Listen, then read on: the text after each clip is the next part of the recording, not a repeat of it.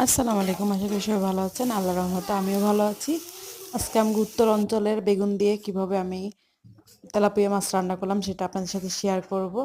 অবশ্যই আপনারা এভাবে ট্রাই করবেন, অনেক মজা লাগে। এই বেগুনটা আমাদের ওই অঞ্চলে পাওয়া যায়, নাটোর অঞ্চলে পাওয়া যায়, রাজশাহীর নাটোর এদিকে পাওয়া যায়, কিন্তু আপনার এইখানে পাওয়া যায় না। এটাই আজকে দেখাচ্ছি যে আমরা এই বেগুন দিয়ে মাছ রান্না করি কিভাবে, সেটাই আপনাদের সাথে রেসিপিটা শেয়ার করতেছি। আর সবাই আশা করি ভালো থাকবেন, সুস্থ থাকবেন রোজার মধ্যে।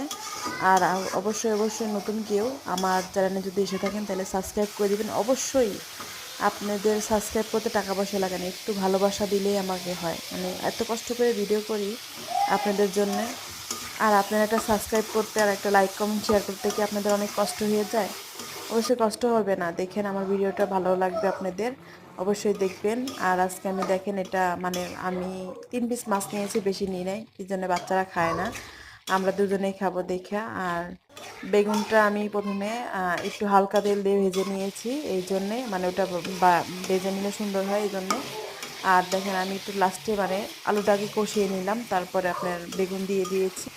আসলে রোজা রমজানের দিনে বেশি একটা কিছু খেতে ভালো লাগে না, আমরা বেশিরভাগই চেরির টাইমে ভর্তা করে কিছু না কিছু ভর্তা বানাই, এটাই দিয়ে খাই। কিন্তু আজকে মাছ রান্না করতেছি, কি মাছটা রান্না করতেছি এটা কি খাওয়া হইব কি না হইব সেটা জানি না। বাচ্চারা তো মোটেও খায় না, আমরা দুজন মানুষ, আর কি খাওয়া হইব। আর অবশ্যই আপনারা যেখান থেকে আমার ভিডিওটা দেখছেন অবশ্যই অবশ্যই লাইক কমেন্ট শেয়ার করবেন আর সাবস্ক্রাইব।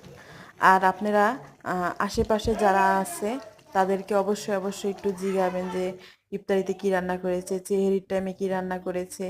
আসলে কি জানেন, এইভাবে জিজ্ঞালে না মানুষের ভালোই লাগে। অবশ্যই আপনারা ভালো থাকবেন, সুস্থ থাকবেন। খোদা হাফেজ।